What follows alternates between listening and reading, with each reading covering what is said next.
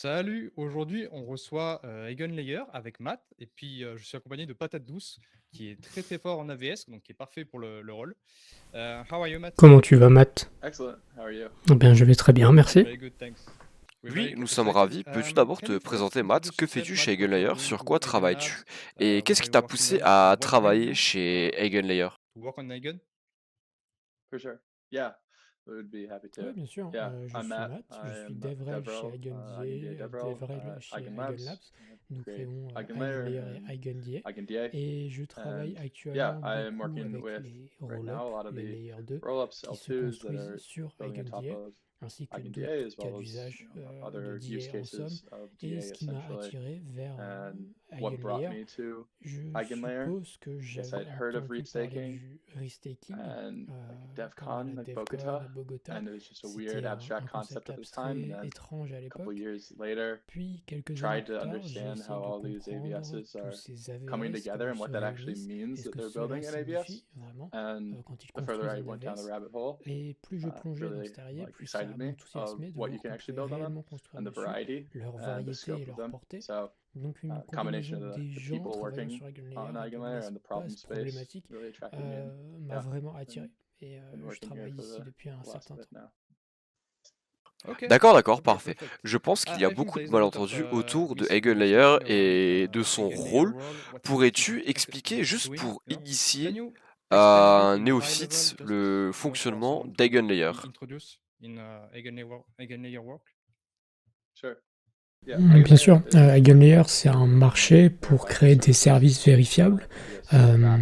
Prenons un peu de This is recul. really En gros, to pour bootstrap amorcer et into construire des services services, il requires a faut couple of plusieurs parties parties to différentes be pour able to participer. participate. Et quand je So parle these de ces services services, often ils ont have souvent un aspect some de aspect of like crypto-économie, crypto-economics, beaucoup a de lot of calculs compute, et souvent un réseau centralized décentralisé. network Prenons compared par to exemple Ethereum. Ethereum. You Vous avez un have a réseau network qui n'a pas that de doesn't make sens sense to à faire be tourner run sur un on seul one ordinateur. computer. Cela ne vous It donne doesn't give pas you les the properties propriétés to pour ensure that garantir it's qu'il fonctionne bien. running Donc, correctly.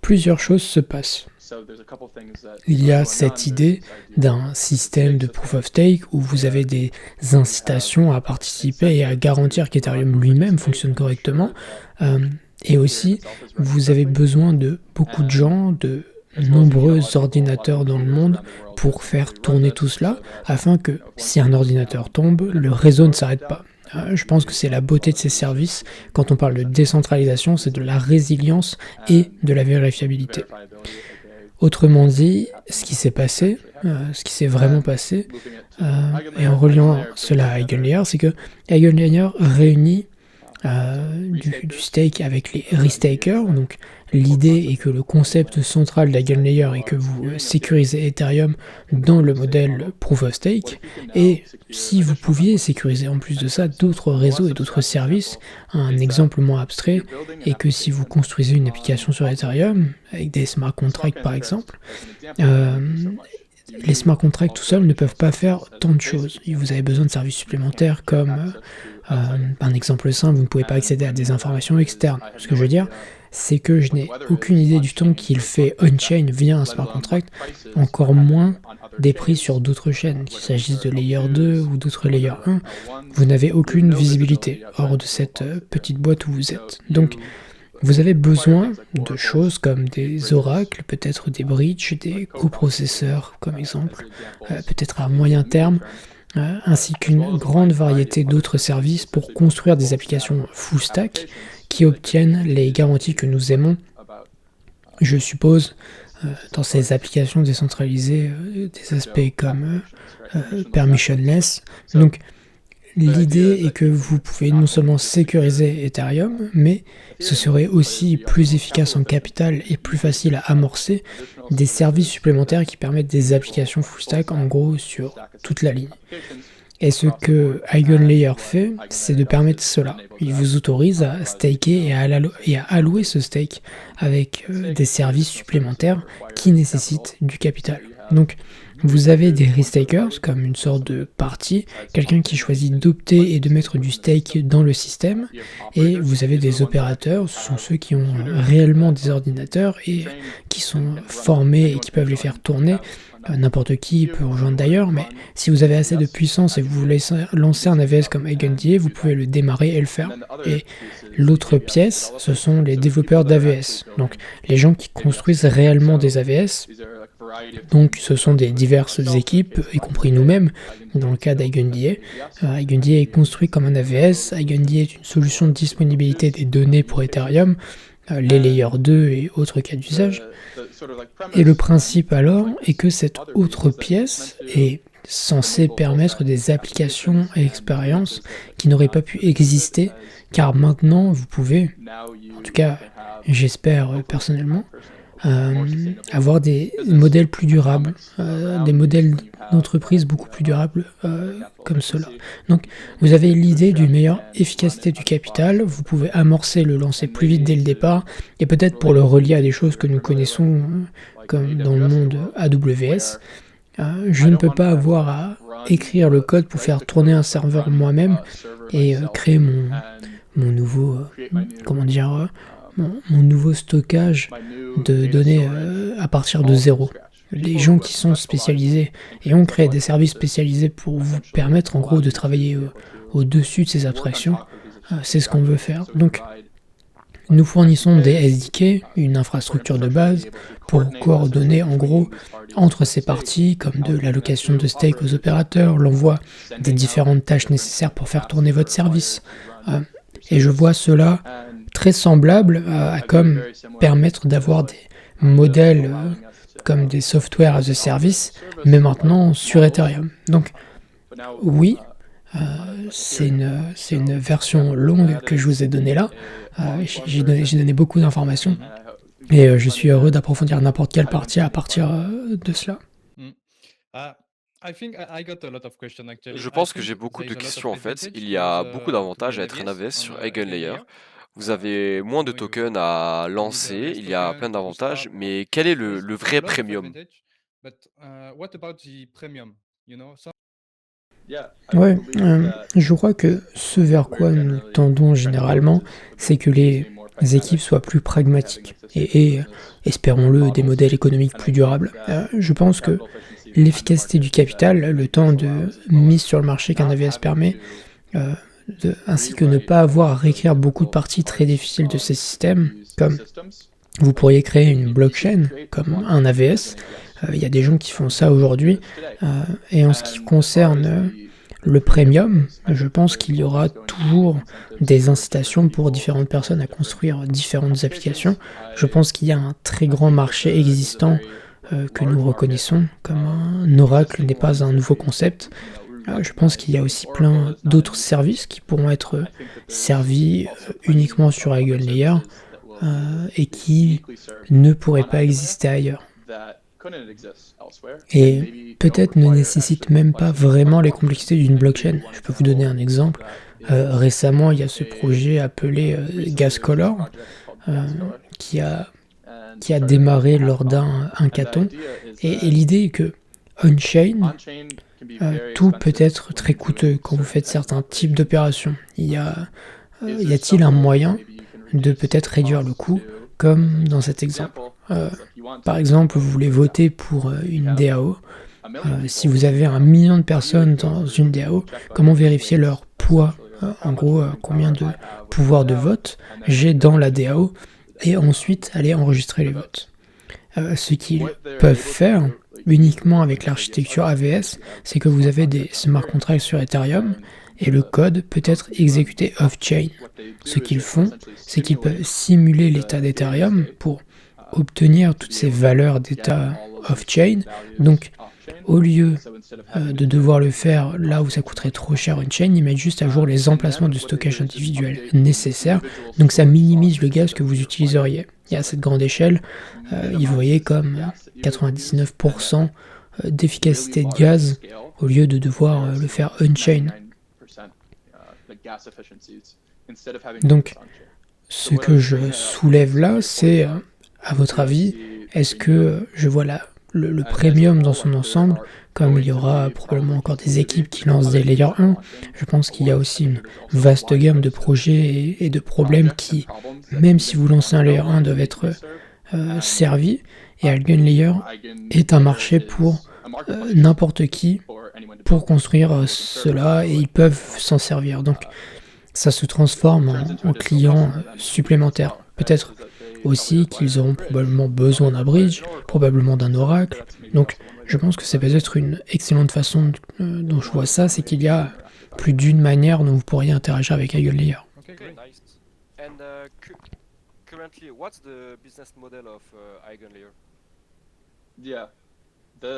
It's like Basiquement, c'est les frais. En gros, comme prendre un pourcentage de frais des opérateurs qui gèrent le réseau. Donc, comme un certain pourcentage pour un AVS, en gros, qui est payé à travers EigenLayer, donc semblable à un frais de protocole que vous auriez sur un protocole DeFi comme un Uniswap. Okay. D'accord. Et vous avez EigenDA. Je crois que c'est le premier AVS créé. Tu veux dire premier oui, toujours. D'accord. Donc vous avez EigenDA qui est la couche de disponibilité de la donnée. Quelle est la différence avec Celestia qui, elle, est le porte-étendard de la modularité et de la disponibilité de la donnée? J'ai entendu que vous avez un scaling horizontal qui est une chose que Celestia ne peut pas faire. Est-ce vrai?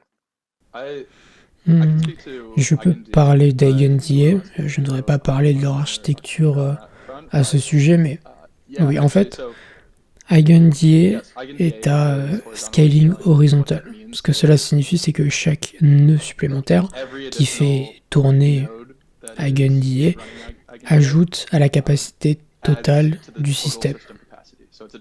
C'est une fonctionnalité désirable, et peut-être pour contraster et donner une rapide intro, c'est que sur EigenDA, plutôt que chaque nœud ait à stocker des données dupliquées et en gros augmenter le coût de cela, ce qui réduirait aussi le débit du système, ce qui est crucial pour un système de disponibilité des données comme EigenDA.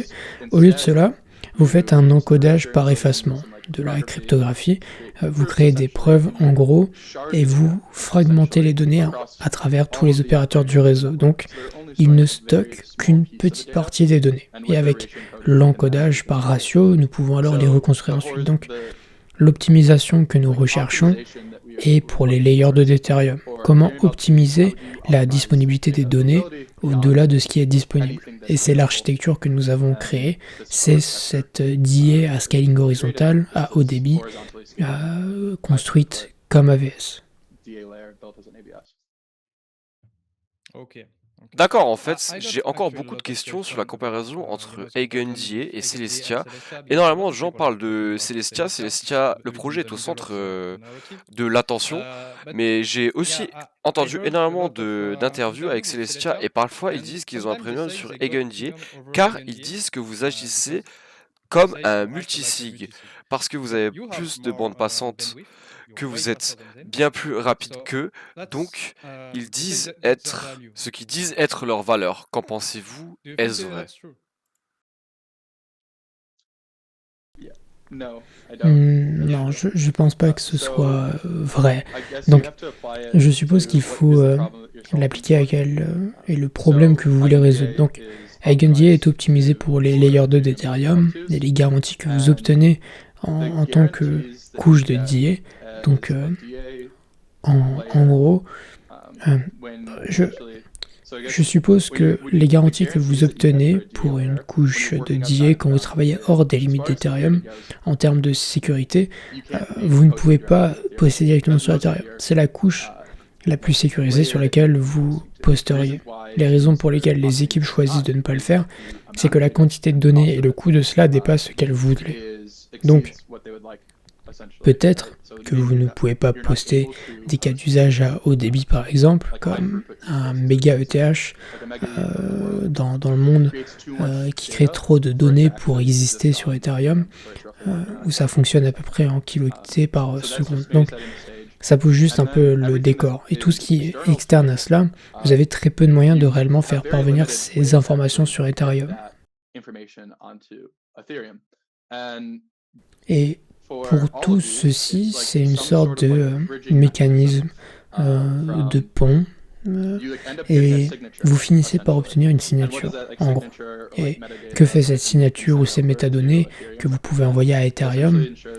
Ça garantit en gros que vous avez fait la bonne chose dans votre système. Donc, pour EigenDA, c'est que tous les validateurs ont validé les données.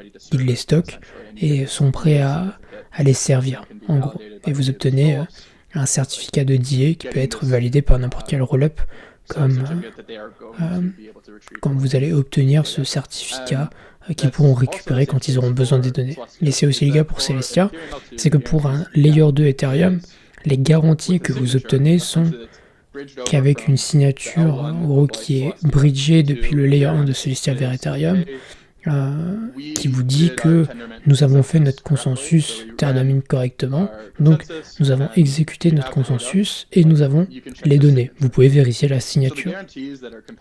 Donc les garanties comparées, je suppose, quand les gens parlent de DA et parlent d'EigenDA ou de Celestia, je pense qu'ils parlent largement de certaines garanties de DA que peut-être si vous faisiez un rollup natif sur ces chaînes. Donc vous pouvez être un rollup sur Celestia contre notre cas d'usage cible qui est pour les layers 2 d'Ethereum et nous optimisons pour cela. Et la nature externe de toutes ces couches de DA hors Ethereum, je ne pense pas que cela donne nécessairement des premiums ou des garanties au layer 2 Ethereum, car vraiment c'est hors de la vue d'Ethereum, par exemple, et cela inclut avec l'échantillonnage des disponibilités des données qui n'ajoutent pas de sécurité supplémentaire pour ces layers de Ethereum, dans le sens où vous pouvez vérifier peut-être que les données sont disponibles, mais comme vous ne pouvez pas revenir en arrière, et potentiellement il slash depuis un smart contract Ethereum où l'attestation est réellement postée.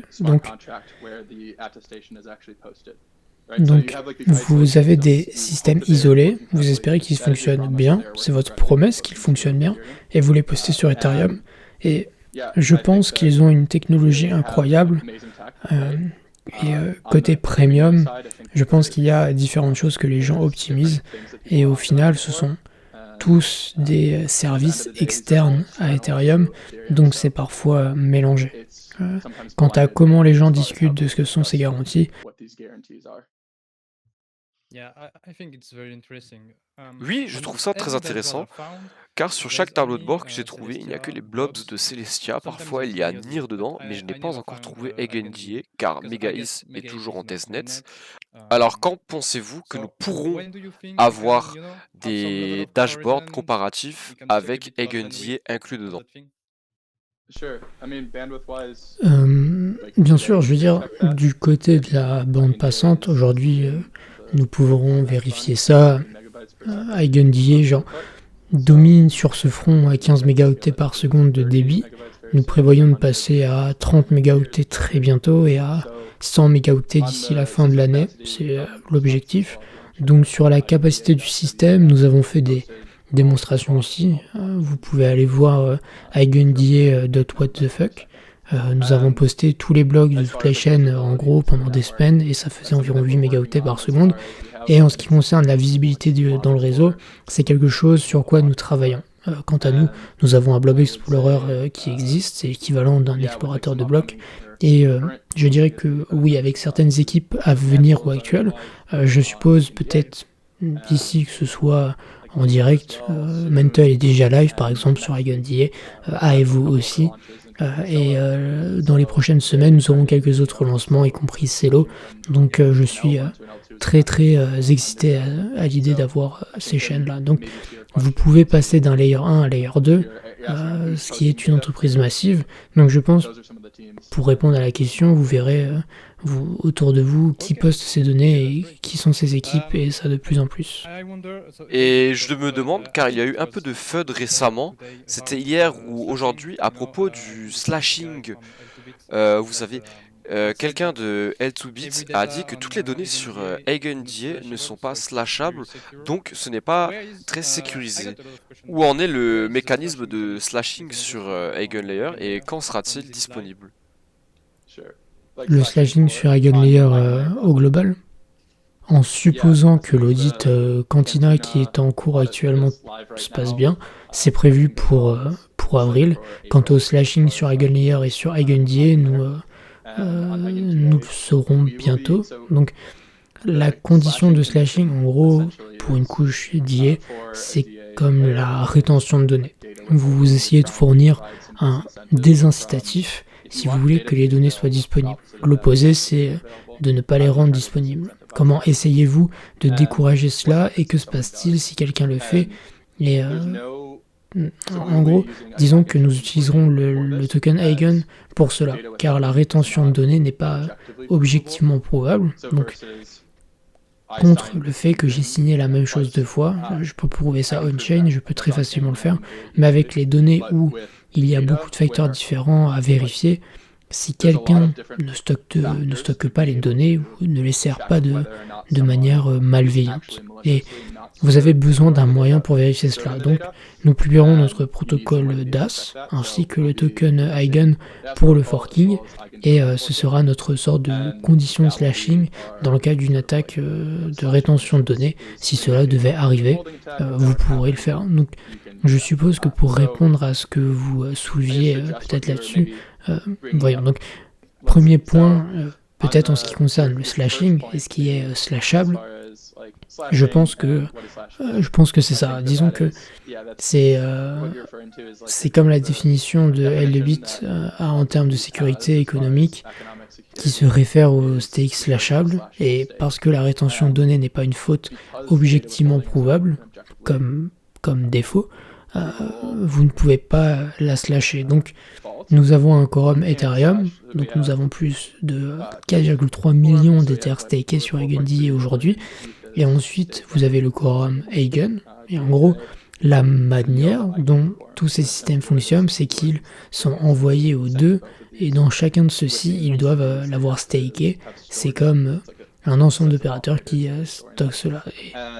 Et ce à quoi il fait référence en gros, c'est que vous n'avez pas la capacité de slasher sur la rétention de données. Et comment cela se compare-t-il? Je pense que c'est une chose sur laquelle je repousserai, qu'il y a comme une sécurité économique là-dessus, dans le sens tolérant aux fautes byzantines. Donc, imaginez Ethereum, et parlons disons du coût pour le corrompre. Une manière dont vous auriez pour faire cela, c'est qu'il y a typiquement une hypothèse en tout cas de majorité honnête. Et j'espère que la majorité des gens font tourner le service honnêtement, et sinon, certaines des pannes ou certaines des choses comme le consensus pourraient commencer à s'effondrer, et des choses se passent que vous ne voulez pas voir arriver. Donc, ce que cela signifie, c'est que de l'autre côté, environ un tiers du réseau serait requis pour corrompre le système. Donc pour EigenDA, c'est comme ça marcherait sur Ethereum, vous prenez le coût, vous prenez le stake qu'il y a sur Ethereum, multiplié par environ la moitié ou un tiers, probablement d'autres facteurs comme comment coordonner et obtenir ce capital. Ce n'est pas un rapport direct 1 pour 1, comme quel est le coût réel, mais c'est environ un tiers du coût du stake et vous seriez capable de corrompre le réseau. Et de la même manière, EigenDA, nous avons ce concept unique où nous avons plusieurs quorums. Donc maintenant ce serait 4,3 millions d'Ether, enfin disons un tiers de ça, plus le coût pour corrompre le quorum Eigen, ou un quorum supplémentaire que nous permettons, comme vous savez, avec les rollups qui veulent aussi stocker leurs données. Donc voilà un petit peu de contexte là-dessus. Oui, c'est parfait, merci. Vous parlez un peu de rollup natifs. Je ne suis pas sûr d'avoir compris, je suis très intéressé par les rollups natifs, mais il y a très peu de contenu là-dessus, donc vous avez dit qu'ils peuvent utiliser EigenDA comme solution. Donc, je suppose que... oui, j'ai parlé de rollup natif, je voulais dire comme natif à l'écosystème. En ce qui concerne quand vous voulez régler sur Ethereum par exemple, et c'est natif contre tout étant exécuté en gros dessus, quoi. Ok. Pouvons-nous déployer un AVS sans la permission de l'équipe d'EigenLayer? Parce que lors du dernier ETHCC, je parlais avec quelqu'un de chez Lido et je lui ai demandé quelle est la différence entre Symbiotic et EigenLayer. Il m'a dit que vous pouvez déployer votre service sur Symbiotic sans la permission de l'équipe. Est-ce vrai ou non? C'est incorrect. N'importe qui peut déployer un service. Si vous voulez, vous pourrez aller en déployer un maintenant vous-même si vous voulez. Vous pouvez staker n'importe quel actif qui peut être n'importe quel ERC20 au-delà de juste Ether. C'est sans permission. EigenLayer, EigenDA, les deux sont sans permission. Que penses-tu sur le fait que les AVS sont plus sécurisés et spécialisés que des blockchains dites B2B ou tout simplement des Layer 1 généralistes par exemple? Je suppose que vous pourriez... Disons que probablement vous pourriez construire... je ne suis pas aussi familier avec comment vous construisez le consensus d'un Layer 1 comme un AVS, mais je suppose que la raison pour laquelle c'est peut-être... disons, pourquoi voyons-nous de l'autre côté plus de ces autres services, c'est que ce sont comme des parties existantes de notre stack, ou des problèmes existants que les gens ont en ce qui concerne le marché actuel, plutôt que peut-être potentiellement créer une nouvelle chaîne. Donc je pense qu'il y a plein d'opportunités dans le marché existant en ce qui concerne le servicing de EigenLayer et ensuite créer des services pour permettre cela. Donc je pense qu'il y a comme une grande variété de différences.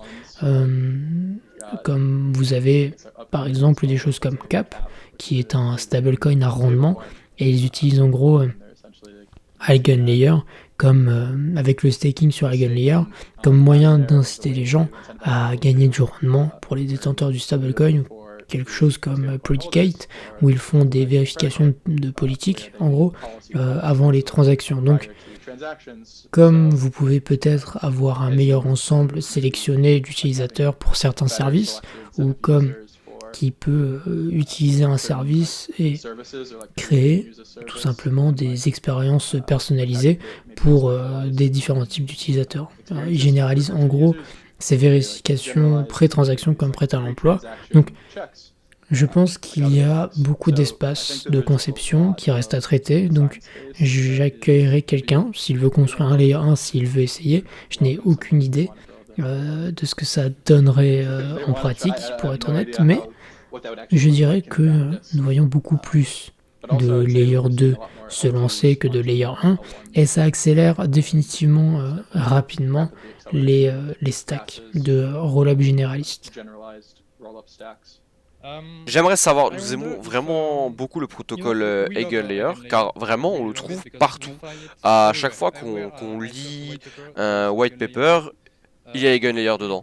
Donc je pense que vraiment c'est une superbe solution, mais qui manque quand même de visibilité.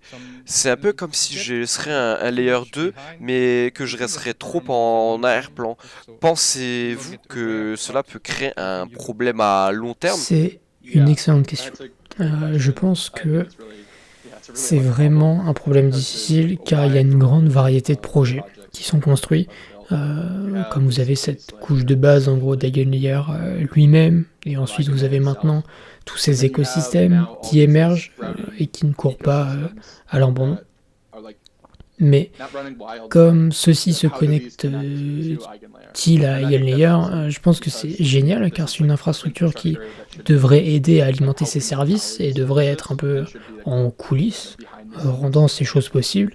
Mais oui, je pense que c'est un problème difficile d'essayer de comprendre comment relier tous les points, comment toutes ces choses sont-elles liées, et comment expliquer comment c'est lié aussi. Quelqu'un utilise-t-il EigenLayer, vous savez, genre à partir d'une variété de ces services, comme je l'ai mentionné, comme Gascolor, dont je vais parler un petit peu plus tôt, qui a commencé comme un projet de hackathon, et c'est comme un design vraiment intéressant, unique pour les équipes qui construisent, comme des réseaux complets, des réseaux de preuves sur EigenLayer. Ceci ne se ressemble pas, donc je pense que c'est définitivement un problème difficile pour que les gens comprennent, et nous essayons certainement de faire des pas pour améliorer cela et devons être conscients de comment vous reliez les points et comment vous devez aussi un petit peu répéter les choses de manière durable. Donc, même juste le fait de dire, disons, le restaking étant d'Eigenlayer, c'est déjà un peu dur, hein, le restaking est comme un moyen pour une fin, et c'est comme alimenter ces nouveaux services, mais encore beaucoup de gens pensent immédiatement à Eigenlayer et directement le restaking contre Eigenlayer et les services que vous utilisez pour construire. Bon.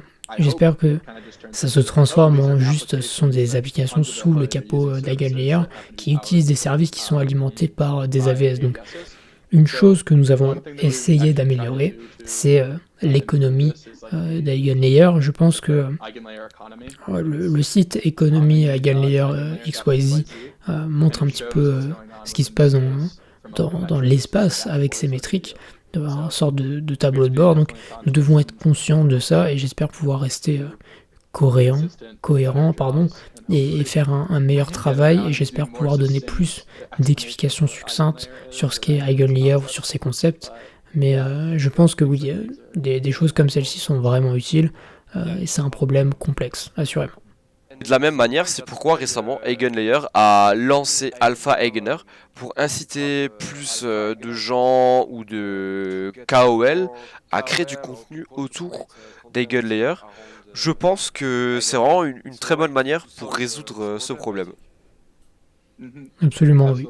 Il y a énormément de façons de faire différentes, comment atteindre les gens là où ils sont et aussi leur permettre ou les encourager à le faire. Donc oui, le programme Alpha Eigeners, par exemple, est notre programme d'ambassadeurs que nous déployons, dont vous parlez. Je pense que c'est une excellente manière de mieux diffuser des informations, dans le sens où vous avez des personnes passionnées qui ont déjà une communauté à travers laquelle elles peuvent parler avec leur propre perspective.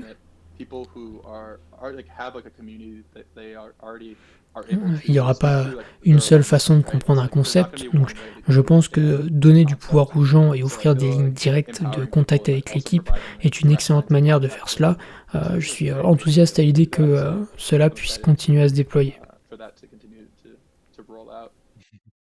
Eh bien, vous savez, j'ai fait tout un épisode sur l'entièreté des AVS d'Eigenlayer, environ 90 ou quelque chose comme ça. Il y en a très certainement beaucoup plus actuellement. Il y a une grande variété d'AVS, beaucoup de services. Quels sont ceux qui vous intéressent le plus? Oui, je veux dire, je reviens constamment aux IKTLS et par exemple, je sais que nous avons deux équipes qui construisent cela, Opacity et Reclaim, et en fait, c'est comme ça que j'ai commencé à explorer et que j'ai eu un grand moment de révélation. C'était en découvrant comment Opacity allait construire son système comme un AVS. Donc, pour reprendre, le ZKTLS en gros est un concept qui permet de prouver n'importe quelle donnée web, essentiellement. Imaginez n'importe quelle API ou site web en coulisses, servi via un TLS, et maintenant vous pouvez prouver des informations. Par exemple, vous pourriez prouver un solde bancaire, et un exemple plus utile serait peut-être Earnify, qui était une application sur l'Apple App Store, une appli iPhone, destinée à faire des prêts sur salaire. En gros, je n'ai pas d'argent aujourd'hui, vous savez, je n'ai pas de fonds aujourd'hui, mais vous pouvez prouver que j'ai des revenus récurrents, en gros, ou un salaire de mon employeur, et je peux utiliser ça pour obtenir un prêt avant mon jour de paie, pour payer des factures ou autres, par exemple. Et je pense que c'est une utilisation vraiment intéressante, ainsi qu'une grande variété de cas d'usage où vous pouvez prouver n'importe quelle chose à partir d'un des silos d'informations qui existent en ligne.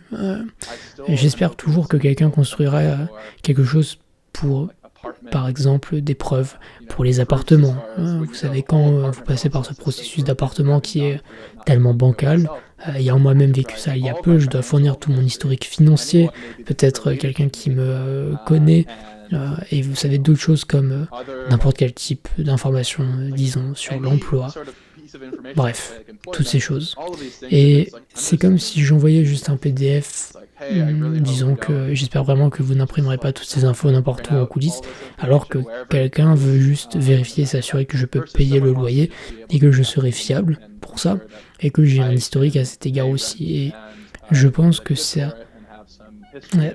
ça entre dans la catégorie du ZK, et le ZK TLS, qui est une sorte de, je ne dirais pas une utilisation mineure du ZK, mais ce n'est pas comme une preuve ZK complète.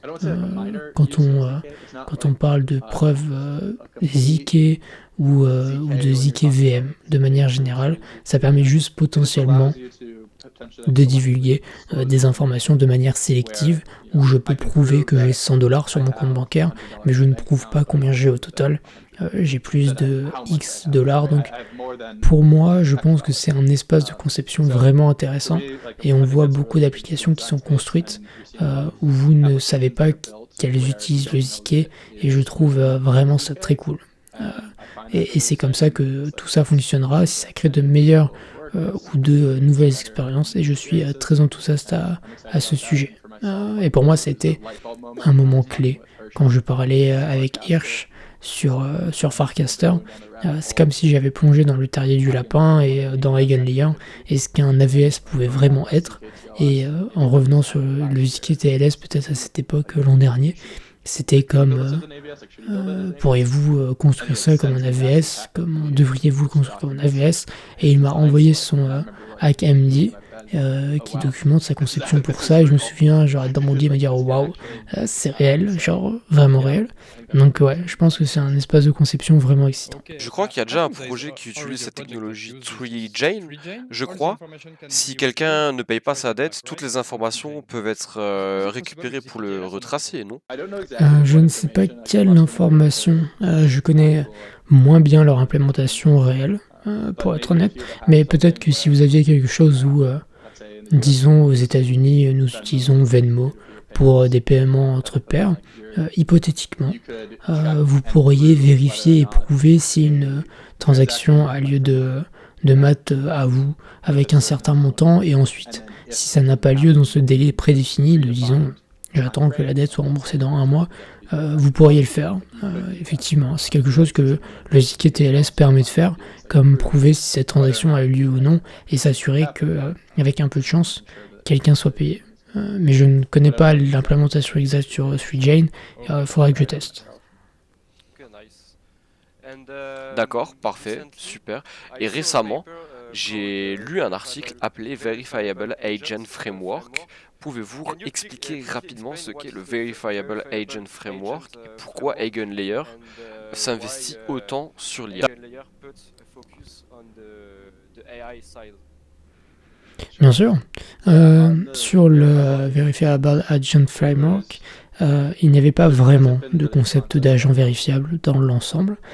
Et l'idée là-dedans, c'est que, disons que vous avez les AVS, vous avez les services qui sont construits au-dessus, nous disons n'importe quel service construit au-dessus d'Eigenlayer, ou vérifiable, dans le sens où j'aime dire le terme honnête, comme un engagement plus fort. Comme vérifiable, c'est plus comme le fait que je peux vérifier ce qui est fait, mais j'aime le terme engagement dans le sens où je dis que je vais faire quelque chose. Et par exemple, un agent, le cas de base que quelqu'un utilise, est un agent de trading, où les agents sont fous, dans le sens où ils accélèrent rapidement ce que vous pouvez faire en général.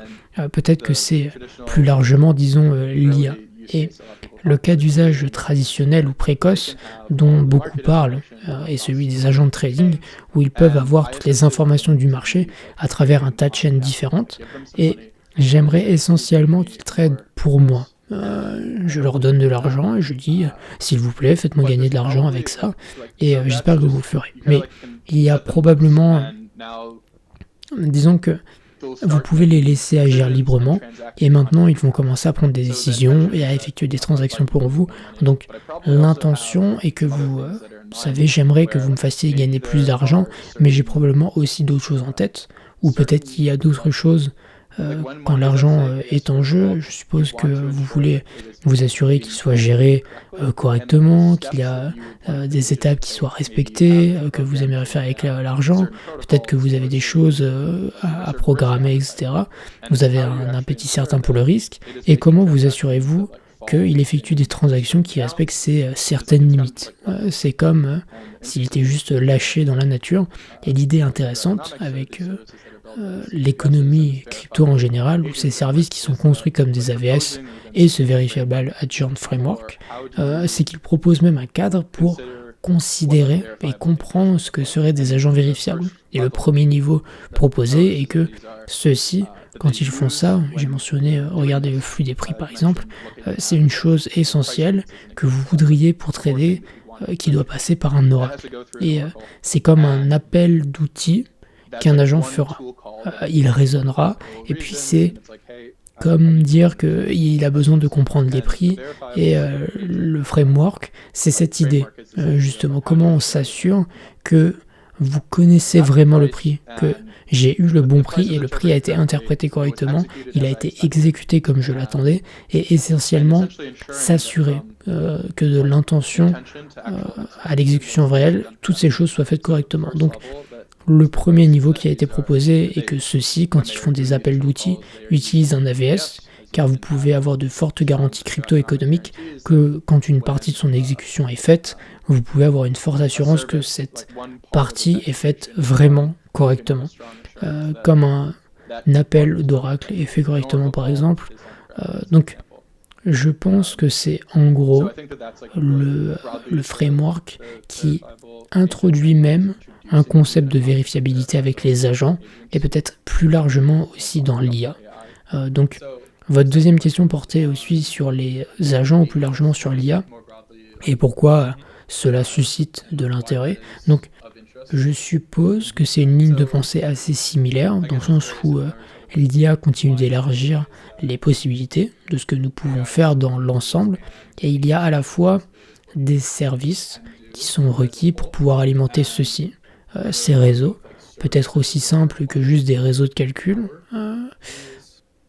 Disons que vous pouvez avoir besoin de plus de calcul également. Un des exemples d'équipes qui construisent des services aujourd'hui qui seront utilisés par un développeur AI, c'est comme une partie de leur création de modèle, peut-être. Le déploiement réel du modèle ou son raffinement, c'est du calcul. J'ai besoin de l'envoyer quelque part, pour qu'il puisse utiliser ses GPU, j'ai besoin de GPU. Et ça peut être facilement construit au-dessus d'EigenLayer comme un AVS. Mais plus largement, il y a des choses qui alimentent ceci et qui sont requises pour construire l'IA avec de fortes garanties pour s'assurer que les choses que vous attendez qui se passent correctement. Et de l'autre côté, oui, comme construire réellement l'IA d'une manière qui correspond à votre exécution attendue. Disons que, par exemple, vous savez, votre intention est essentiellement avec ça. Donc, nous publierons plus à ce sujet bientôt aussi. D'accord, c'est parfait. Pour ma prochaine question, je vais vous demander ce qui vous enthousiasme le plus pour EigenLayer. Qu'entendez-vous le plus pour 2025? Je vais sortir un peu des limites de ce sur quoi EigenLayer lui-même travaille peut-être. Je suis vraiment enthousiaste à l'idée d'utiliser, espérons-le, plus d'applications que les gens construisent à partir des AVS. Je pense que nous venons juste de passer la semaine dernière à voir des équipes qui utilisent des AVS sous leur capot. Et c'était, je veux dire avec confiance que c'était plus de 50 plus différentes applications qui sont en production. Je pense que c'était proche de 80 presque, je dirais. Donc je pense que c'est quelque chose qui me rend particulièrement très enthousiaste. Et c'est qu'au bout du compte, je veux que la crypto ou plus largement Internet soit utile et utilisée pour des choses là. Donc avoir des AVS maintenant qui n'existent pas mais qui sont déployés et utilisés par des développeurs dans des manières cool et créatives, je suis personnellement très enthousiaste pour que ce côté consommateur des AVS grandisse. Et pour EigenDA, quel est le plan? Car vous avez dit 100 mégaoctets pour cette année, n'est-ce pas? Oui, c'est l'objectif, ouais. Et de quoi je suis enthousiaste pour EigenDA, c'est une chose, disons, similaire. C'est maintenant voir quelles applications les gens vont construire au-dessus de ces différentes chaînes. Maintenant que vous avez construit la chose, il faut que les gens l'utilisent. Comment est-ce qu'ils vont l'utiliser? Pour moi, c'est très motivant et j'aimerais voir des utilisations créatives d'IA. Et je suspecte que nous verrons une catégorie croissante de cas d'usage qui sont comme des non roll-up en tout cas, plus généraux, que ce soit des AVS qui utilisent la DIA ou des applications. Je pense qu'il devrait y avoir des constructions assez uniques là-dedans. Avez-vous déjà essayé MegaETH? C'est sur ma liste de choses à faire aujourd'hui avec le testnet. Oui, oui, vous devrez l'essayer, c'est fou. Vous venez juste de faire votre transaction, c'est comme si on clignait des yeux, c'est tellement rapide. Et j'ai aussi essayé le testnet de Monad, j'étais intéressant, c'est rapide, sympa, l'expérience est bonne, proche du Web 2. Et ce matin, j'ai essayé MegaETH et c'est fou, une telle rapidité à titre de comparaison. C'est trop rapide. D'accord, d'accord. Et bien, j'ai une question, mais plus pour Matt que pour Eigen. D'habitude, on demande à tout le monde un petit conseil, vous savez, pour quelqu'un qui s'intéresse à la crypto ou qui travaille ou veut travailler dans la crypto. Avez-vous un conseil à donner par rapport à votre expérience? J'apprécie vraiment cette question car je sens que j'aurais aimé l'entendre moi-même. Je veux dire, je ne sais pas si c'est ne soyez pas timide, mais c'est probablement penser à ciel ouvert, dans le sens que je pense que le plus grand avantage de la crypto, la grande chose qui me garde très intéressé et qui m'a d'abord attiré, c'est à quel point les gens sont ouverts à l'idée de partager. Et tout évolue constamment, donc vous devez apprendre en permanence. Donc tout le monde apprend constamment, alors n'ayez pas peur de faire ça. Je recommanderais probablement ça. C'est essayer. Trouver des gens dont vous êtes peut-être intéressé à apprendre, plonger profondément dans quelque chose, mais mettez-le là dehors. Je pense que, ouais, peut-être même plus que ça, mon conseil c'est d'écrire et de mettre des choses là dehors et d'avoir des discussions avec les gens. Je pense que les gens sont très très ouverts d'esprit et c'est une grande valeur que j'apprécie vraiment dans la crypto dans son ensemble. Donc voilà. Oui, pareil, parfait. Je vais juste parler en français pour m'adresser à ma communauté.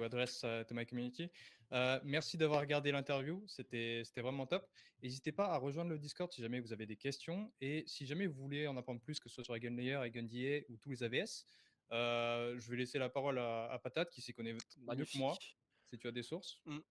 Bah, dernièrement, il y a moins d'un mois, j'ai lancé un compte nommé The Daily AVS qui fait une sorte de thread récapitulatif de toutes les dernières news des AVS outre parce que bah, les news autour des AVS sont fragmentées, un peu comme la liquidité sur les L2, malheureusement. Donc je recentralise tout ça. Et il y a deux autres comptes qui apportent énormément de valeur aussi. C'est Coordinated. Eux, ils font ça mais de manière weekly et ils balancent énormément de podcasts et de contenu autour des AVS. Et il y a Restaking qui lui c'est plus un point de vue global sur tout ce qui se passe autour du restaking, que ça soit EigenLayer, Symbiotic, Babylon, voilà. Bien sûr, tout sera mis dans la description. Les comptes que tout le lien dans la description. Et puis le lien Discord aussi. Thanks a lot, Merci beaucoup Matt d'être venu, j'ai vraiment apprécié. J'espère le meilleur pour EigenDA et pour EigenLayer. Merci beaucoup, merci de m'avoir invité. Et peut-être vous revoir un jour. Ce serait avec plaisir. À bientôt.